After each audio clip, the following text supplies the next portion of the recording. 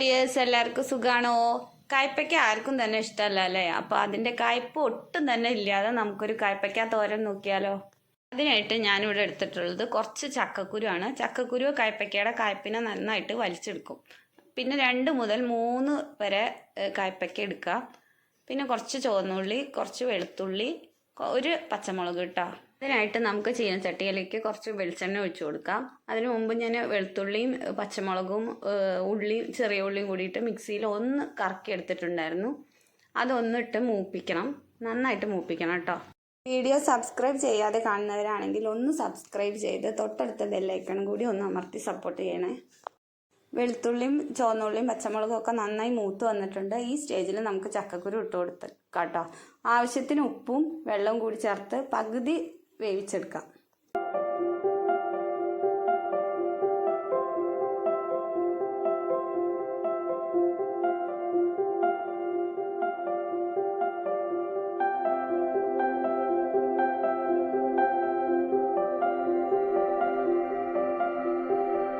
ചക്കക്കുരു പകുതി വെന്തതിന് ശേഷം കായ്പയ്ക്ക ഇട്ട് കൊടുത്ത് നന്നായിട്ട് വേവിച്ചെടുക്കാം. എണ്ണ ഇങ്ങനെ തെളിഞ്ഞ് നന്നായിട്ട് അതിൽ കിടന്ന് മുരിയണം.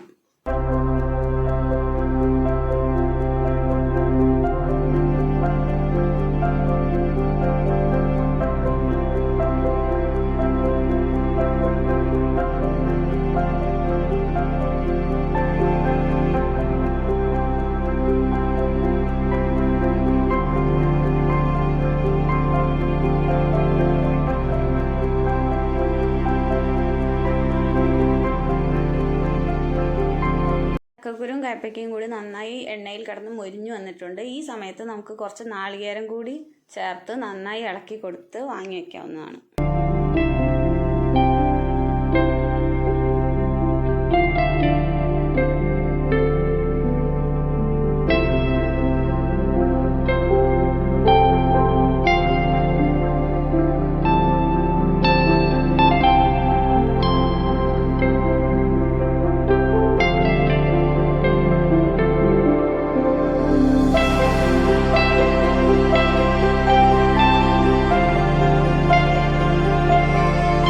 കയ്പില്ലാത്ത കായ്പയ്ക്ക തോരൻ ഇവിടെ റെഡി ആയിട്ടുണ്ട്. എല്ലാവരും ഉണ്ടാക്കി നോക്കി അഭിപ്രായം പറയണം.